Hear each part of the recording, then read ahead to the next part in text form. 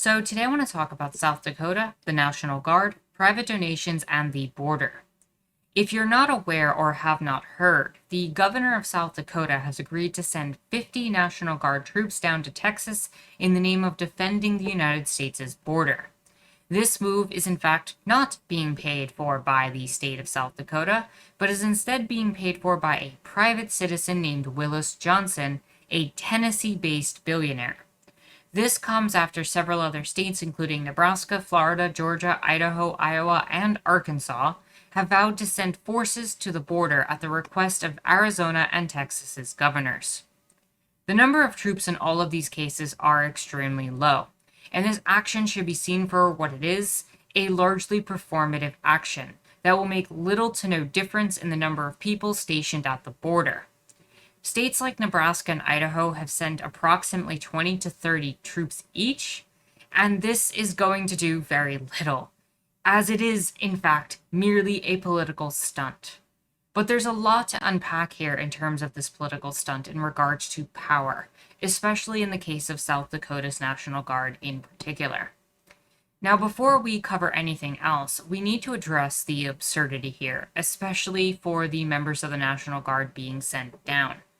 They are being deployed, in the case of South Dakota, at the behest of a private citizen from one state, Tennessee, paying the governor of their state, South Dakota, to deploy them to a third state, Texas, in order to performatively guard a border as a political stunt for the benefit of the governor of their state.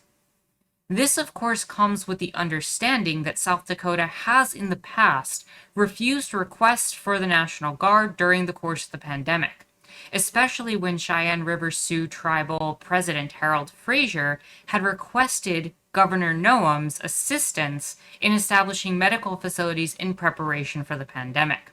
In that instance, the National Guard was nowhere to be found.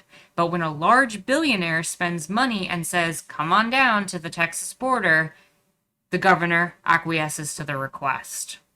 The truth is, the National Guard is being used as a political tool in this instance, and unfortunately, this is nothing new. Last summer, the use of the National Guard against peaceful BLM protesters should be fresh in everyone's mind, as should the lack of National Guard on January 6th, to be honest. The truth is, the people who may have signed up to try to assist people during disaster relief or to try to help people during a crisis situation now find themselves supporting the xenophobic policies of the Trump GOP in their bids for elections. It needs to be noted that the Texas and Arizona governors are up for re-election in 2022. And this is the perfect time for them to start pushing their base, this Republican conservative xenophobic base that has come out in support of Trump historically, for their election campaigns. This may in fact be the GOP's push to try to keep a red Texas, given how close it has come to the current or recent presidential election, where Texas almost ended up blue. Further, several of these governors that are sending troops down to the border, including Governor Noem and Governor DeSantis in Florida, are gearing up for 2024 election bids. So it should come as no surprise that this is performative and political in a way to rally their base, as a way to cause divisiveness, hatred, to spread xenophobia, and racism. If we look at the works of Professor James Henson, who runs the Texas Politics Project at the University of Texas, he says that the border security remains potent politically. He says politics may be motivating GOP alarm about the border. His group polls Texas voters, and border security remained their top concern, even during a pandemic year in which Texas's entire electrical system and power grid failed.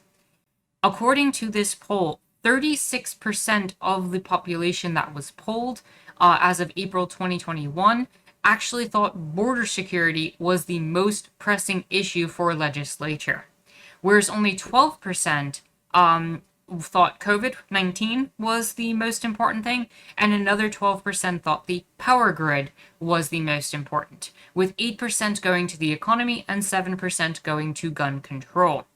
This is absolutely absurd.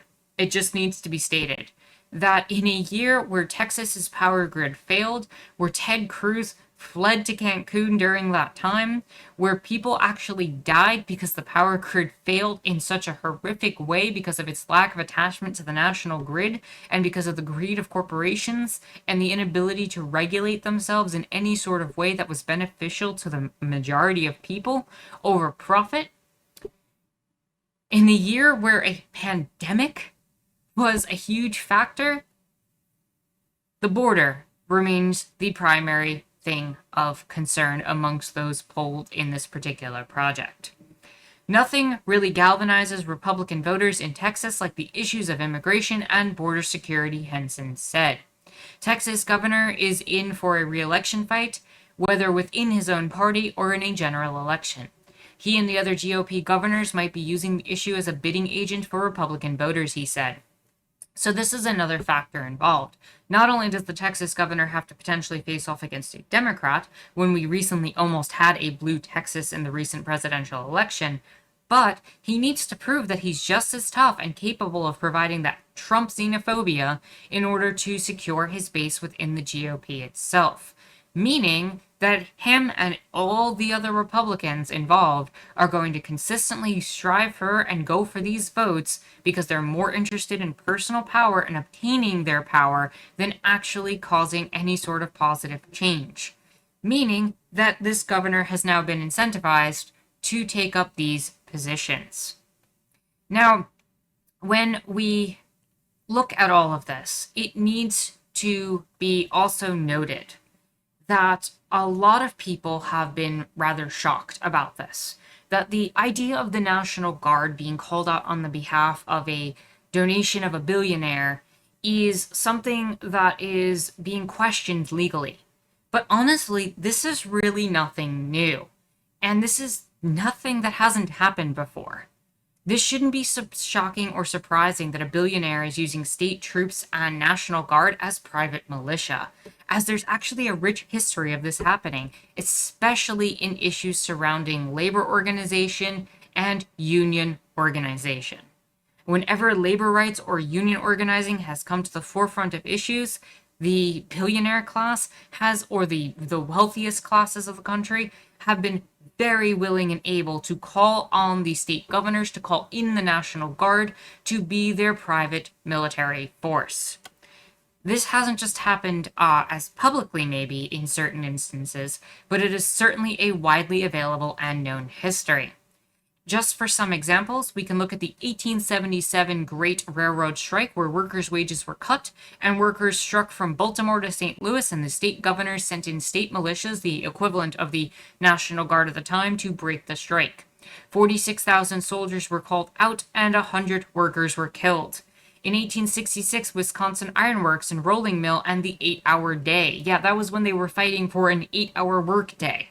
The same 8-hour workday most people take for granted today.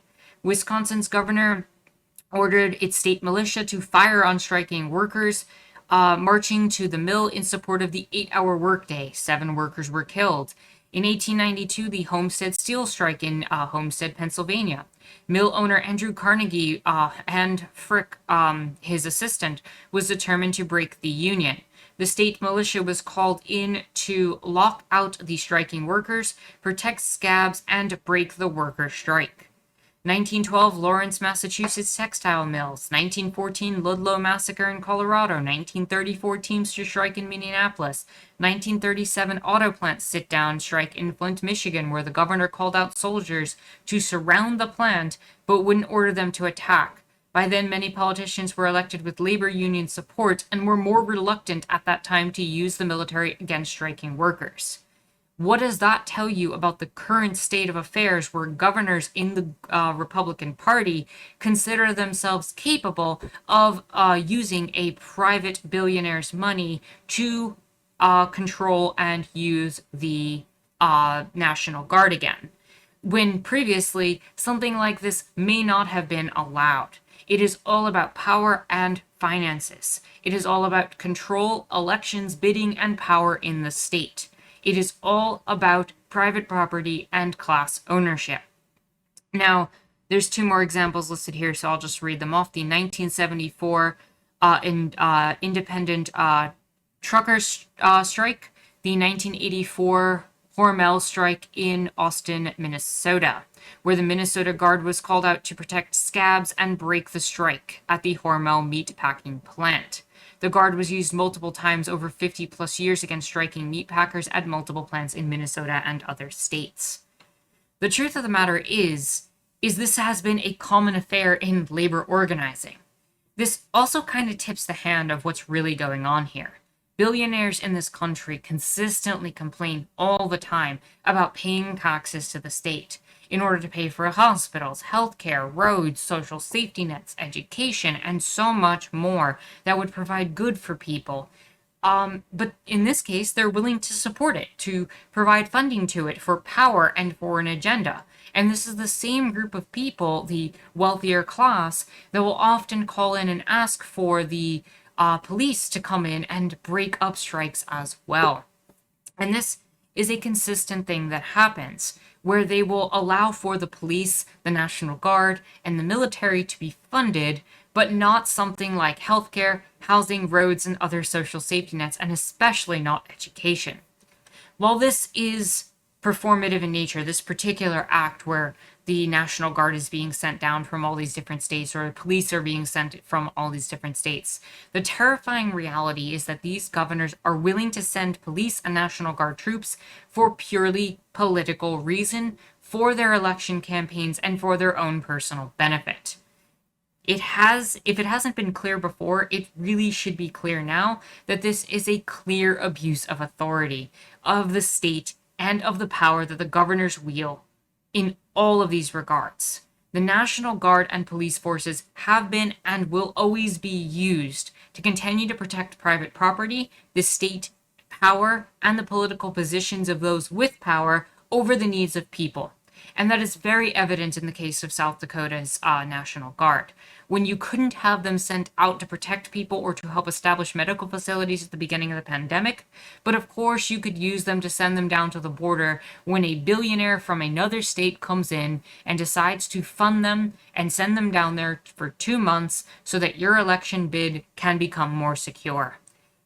Governor Noem, that is absolutely atrocious. And to all the other governors out there and all of the other politicians who are using something similar to send troops in to rally their bases, these governors cannot, under any circumstances, be put in a position of power and authority beyond where they are. Because if they do, what will be the next goal? What will be the next thing that they do when they gain more power in order to send the troops out for? Will they start calling for curfews? Will they start implementing more fascist policies? What is the limit with all of them? And I don't want to find out what that limit is. And the fact that we are having that question, where we're having this conversation, where we're having this debate, where they're being used, the National Guard is being used in such ways, it's something that we need to really consider moving forward.